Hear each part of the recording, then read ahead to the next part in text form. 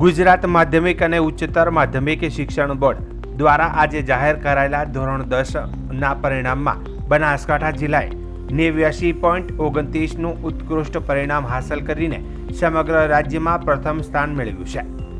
જિલ્લાના અંબાજી ખાતે આવેલા કુંભારિયા કેન્દ્રે સૌથી ઊંચું પરિણામ નોંધાવીને જિલ્લાનું ગૌરવ વધાર્યું છે. જિલ્લામાં કુલ 5 ઝોનમાં 184 પરીક્ષા કેન્દ્રો પરથી 41,637 વિદ્યાર્થીઓએ પરીક્ષા આપી હતી.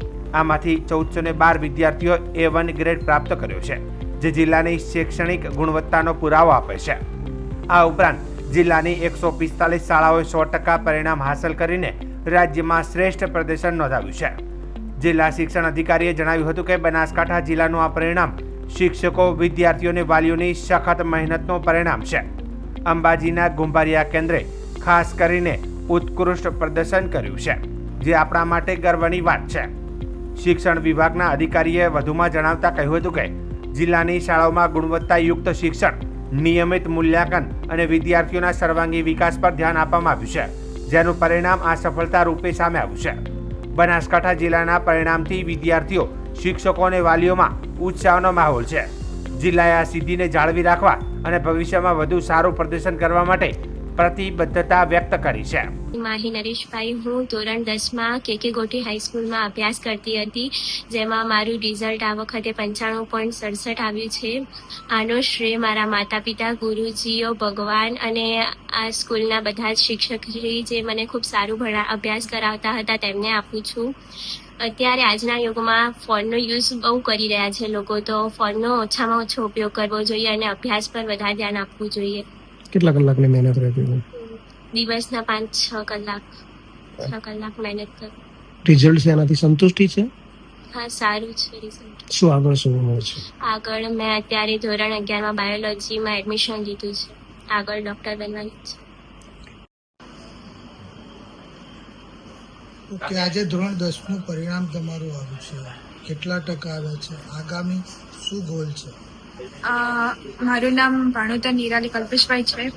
આજે SSC બોર્ડનું રિઝલ્ટ આવ્યું. મારે 97.50% આવ્યા છે અને અત્યારે મેં સાયન્સ બાયોલોજીમાં અભ્યાસ કરું છું. મારો આગળનો ગોલ MBBS ડૉક્ટર બનવાનું છે.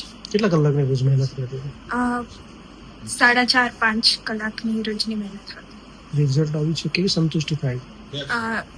સારું આવ્યું પરિણામ, ધાર્યા કરતાં તો સારું જ આવ્યું છે. કોને આપો છો આનું પરિણામ? આનો શ્રેય હું મારા શિક્ષકો, મારા માતા પિતા તેમજ મને સપોર્ટ કરનાર તમામને આપું છું. આજે ગુજરાત માધ્યમિક અને ઉચ્ચતર માધ્યમિક શિક્ષણ બોર્ડ ગાંધીનગર દ્વારા સવારે 8 વાગે SSC નું રિઝલ્ટ ડિક્લેર કરવામાં આવેલું છે. માનનીય અધ્યક્ષ શ્રી બોર્ડ, માન્ય કમિશનર શ્રી, કમિશનર શાળાઓની કચેરી તેમજ માન્ય કલેક્ટર સાહેબ શ્રી બનાસકાંઠાના માર્ગદર્શન અને પ્રેરણા નીચે બનાસકાંઠાએ સમગ્ર રાજ્યમાં પ્રથમ નંબર મેળવેલો છે. જો બનાસકાંઠાની વાત કરું તો બનાસકાંઠાની અંદર SSC બોર્ડના કુલ 5 ઝોન રાખવામાં આવેલા હતા અને કુલ 184 કેન્દ્રો હતા.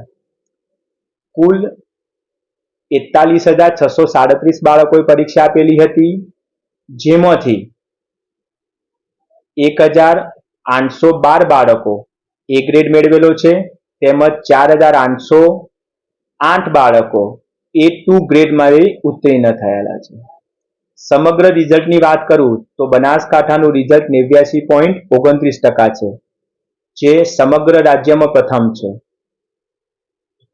જે શાળાઓ છે એ તમામ શાળાઓમાંથી કુલ 145 શાળાઓએ 100% રિઝલ્ટ મેળવેલ છે. તેમજ બનાસકાંઠા જિલ્લાની માત્ર એક શાળા 10% કરતાં ઓછું રિઝલ્ટ મેળવેલી છે. શૂન્ય શાળાઓની વાત કરું તો આ વખત ખૂબ સુંદર પરિણામ મળેલું છે. બનાસકાંઠાની એક પણ શાળા 0% રિઝલ્ટ મેળવેલ નથી.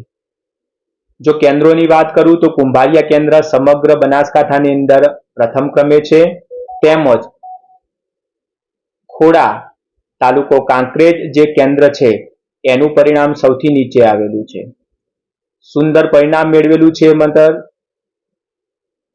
બનાસકાંઠાના તમામ આચાર્યશ્રીઓ, તમામ શિક્ષકશ્રીઓ તેમજ તમામ વિદ્યાર્થીઓને હું અભિનંદન પાઠવું છું. પુનઃ પણ આ પ્રકારનું સારું રિઝલ્ટ મેળવીએ અને બનાસકાંઠાની અંદર પરીક્ષા સંદર્ભે બાળકોના હિત માટે, બાળકોનું રિઝલ્ટ સારું આવે માટે આપણે જે ઇનોવેશન કરેલા છે, જે આગામી સમયમાં પણ લાગુ પડશે અને નવા જ્યાં હજી પણ સુધારા કરવા લાયક છે, જ્યાં પ્રયત્ન કરવા લાયક છે, એ ફરીથી સમગ્ર બનાસકાંઠાની એજ્યુકેશન ટીમ દ્વારા અમે સાથે મળીને પ્રયત્ન કરીશું.